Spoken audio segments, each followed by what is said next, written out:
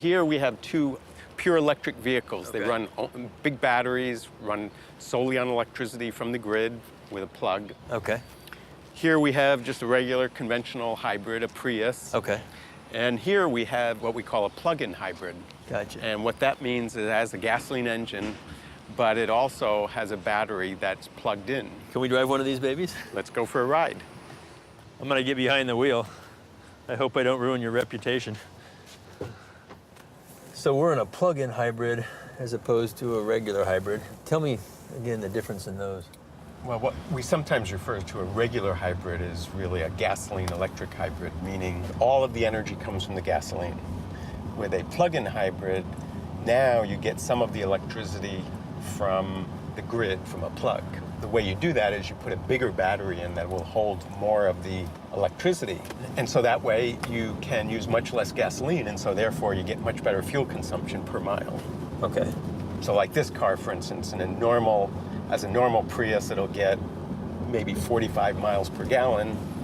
In this plug-in version, it'll get about 60 or 65 miles per gallon. Of the liquid fuel. Yes. And that doesn't really account for the fuel used to do the charging. That's right, plus some electricity. Right. We drove a Tesla Roadster, which was really amazingly responsive and everything. A blast to drive. It had a huge battery in it. It's got a huge battery. So that's at one extreme. Okay. So that has over 200 miles of all-electric range and at very high performance. I believe it has over 40 kilowatt hours of storage. Okay. A regular Prius, has a small battery, it's 1.3 kilowatt hours. Okay. This plug-in Prius has about 5 kilowatt hours. The Chevy Volt has about 16 kilowatt hours. Another way of thinking about it is cost. Well, each kilowatt hour costs between $500 and $1,000. So if you have a 10 kilowatt battery, you're talking $5,000 to $10,000. For the battery itself. Yeah. Well, what's the range, the mileage range on a vehicle like this, plug-in hybrid? Well, the range is basically whatever you get from the electricity plus the normal gasoline.